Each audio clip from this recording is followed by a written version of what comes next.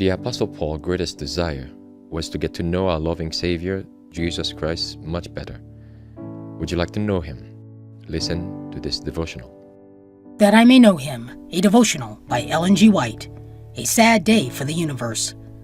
Wherefore, as by one man's sin entered into the world, and death by sin, and so death passed upon all men, for that all have sinned. Romans 5, verse 12.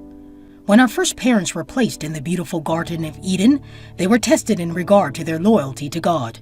They were free to choose the service of God, or, by disobedience, to ally themselves with the enemy of God and man. If they disregard God's commands and listen to the voice of Satan as he spoke through the serpent, they will not only forfeit their claim to Eden, but to life itself. The first great moral lesson given Adam was that of self-denial. The reins of self-government were placed in his hands. Judgment, reason, and conscience were to bear sway.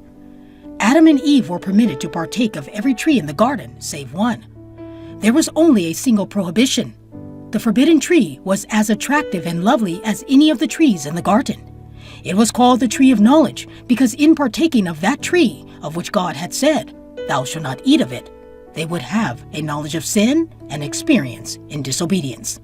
With what intense interest the whole universe watched the conflict that was to decide the position of Adam and Eve. How attentively the angels listened to the words of Satan, the originator of sin, as he sought to make of none effect the law of God through his deceptive reasoning. How anxiously they waited to see if the holy pair would be deluded by the tempter and yield to his arts. They asked themselves, will the holy pair transfer their faith and love from the Father and Son to Satan? Will they accept his falsehoods as truth? Adam and Eve persuaded themselves that in so small a matter as eating of the forbidden fruit, there cannot result such terrible consequences as God had declared. But this small matter was sin, the transgression of God's immutable and holy law, and it opened the floodgates of death and untold woe upon our world. Let us not esteem sin as a trivial thing.